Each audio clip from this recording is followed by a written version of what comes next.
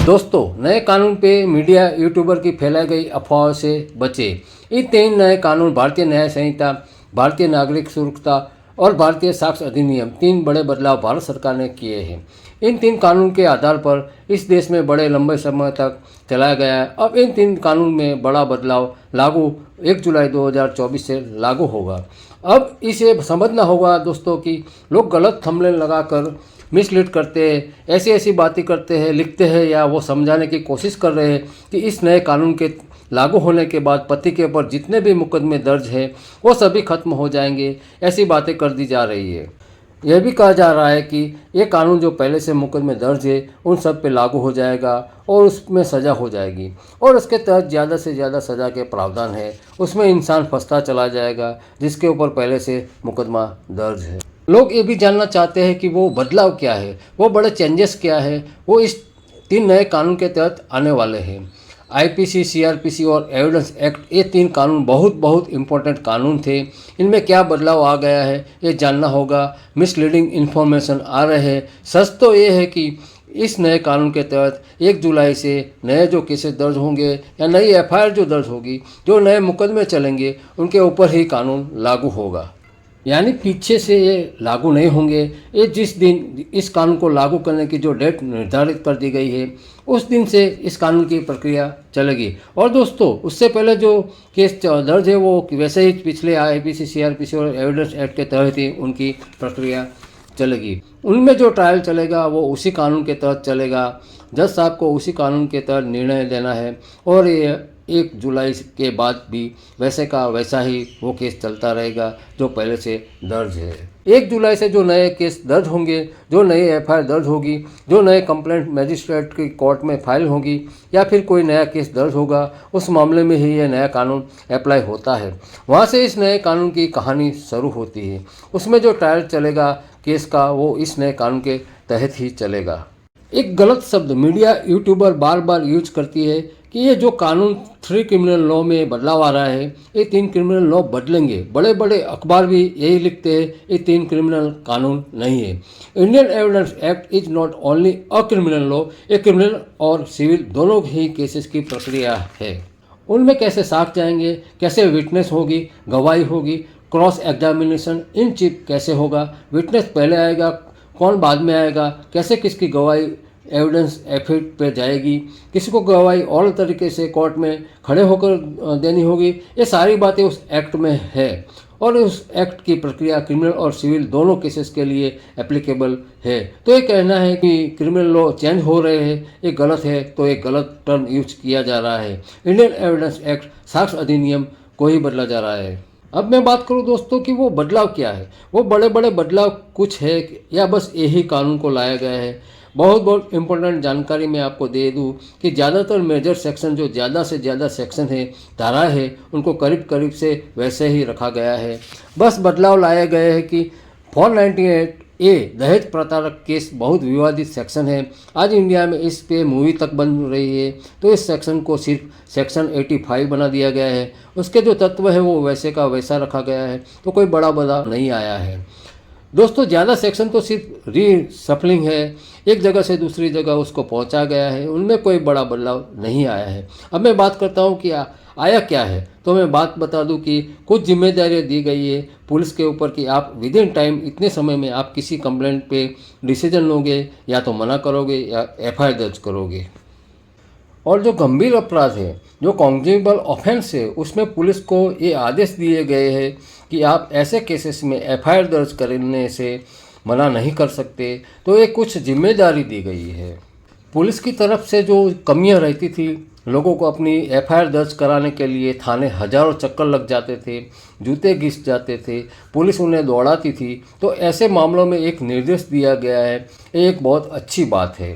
पहले जो कानून थे या जिसके तहत प्रक्रिया चल रही थी, उसमें तो कोर्ट को भी टाइम बाउंड किया गया है कि इतने समय में आप यह करो, इतने समय में 6 महीने में एक फैसला दे दो। लेकिन अदालत इसके बावजूद उस टाइम पीरियड में फैसला नहीं दे रही और कोई जवाब भी नहीं है। लोग उसके खिलाफ हाईकोर्ट जाते हैं और वहाँ एप्लीकेशन लगाई जाती है कि निचली अदालत को या सेशन जज को टाइम बाउंड किया जाए कि मेरा मुकदमा इतने समय में ये निर्णय दे। तो लोग हाई कोर्ट जाते हैं, फिर हाई कोर्ट से उनको टाइम बाउंड कराकर अपने केस की सुनवाई जल्दी कराते हैं, और जबकि एक्ट में लिखा हुआ है कि सुनवाई जल्दी होनी चाहिए। तो दोस्तों, वास्तव में ज़मीन पे कानून काम करता है या नहीं, ये इम्पोर्टेंट है। अब पुलिस वाले अपने को कितना चेंज करते हैं, इस नए कानून की वजह से उन पर कितनी कार्रवाई होती है, देखना ये है दोस्तों। और साथ ही कहीं इस कानून का हाल भी वही ना हो जाए। कोर्ट को जैसे बोला गया है कि विद इन टाइम, इतने समय में मुकदमा निर्धारित करो, लेकिन कोर्ट ऐसा नहीं कर रहा। ये जो सारी बातें हैं प्रैक्टिकल लेवल पे आ रही है। जब जुडिशियल न्यायपालिका से पूछा जाता है, मुकदमे समय पर नहीं होते, अगर कोई सूट और फॉर पिटीशन फाइल करता है तो उसे 10 साल लग जाते हैं अपने हिस्से में प्रॉपर्टी लेने में। तो न्याय व्यवस्था पर बार बार इस पर ये प्रश्न उठाए जाते हैं, तो उनका सिंपल सा जवाब होता है कि हमारे पास इतने जज नहीं है, इतने कोर्ट नहीं है, स्टाफ नहीं है, बिल्डिंग नहीं है, सिस्टम नहीं है। जजिस कहते हैं हमारे पास टाइपिस्ट नहीं है, स्टाफ नहीं है जो फाइलों को फटाफट अरेंज करे, हमारे तक पहुंचाए। तो अब अपनी मजबूरी देकर अपने अपने पल्ले को झाड़ लेते हैं। दोस्तों, कहीं ये हालत भी इस नए कानून एक्ट के साथ ना हो जाए कि पुलिस और सिस्टम ये कहने लगे कि जिम्मेदारी तो है तुरंत काम करने की, लेकिन हमारे पास पुलिस स्टेशन में इतने लोग नहीं है, स्टाफ नहीं है, पुलिस के पास ये कमी है, वो कमी है, ऐसी बातें करके अपनी जिम्मेदारी से बाहर हो जाए। अब बात करते हैं दोस्तों कि इस एक्ट में बदला क्या और क्या क्या बदले हैं। एक बड़ा बदलाव ये आया है कि निचली अदालत को कम्युनिटी सर्विस का अधिकार दे दिया गया। ऐसे आदेश पास करने का अधिकार दे दिए गए। जैसे पहले हाई कोर्ट, सुप्रीम कोर्ट में ये होता था कि सज़ा की जगह उस बंदे को गुरुद्वारे में 10 दिन लोगों को खाना खिलाने की सज़ा मिल जाती थी, वैसी अन्य सज़ा भी 2-3 तरीके से होती थी। तो ऐसे आदेश वो एक सज़ा का फॉर्म बना दिया गया, जिस तरीके से कि बाय वे ऑफ फाइन, इतने पैसे जमा करो, ये सज़ा है, या महीने या 4 महीने जेल में रहने होंगे, ये सज़ा है, या दोनों भी होंगे और जेल भी जाओगे। अब इस नए कानून के तहत ये प्रावधान लाया गया है कि मैजिस्ट्रेट सेशन जज ये कह सकते हैं कि मैं ना जेल भेज रहा हूँ, ना मैं फ़ाइन कर रहा हूँ, आपको 10 पेड़ लगाने होंगे, आपको 10 लोगों को खाना खिलाना होगा।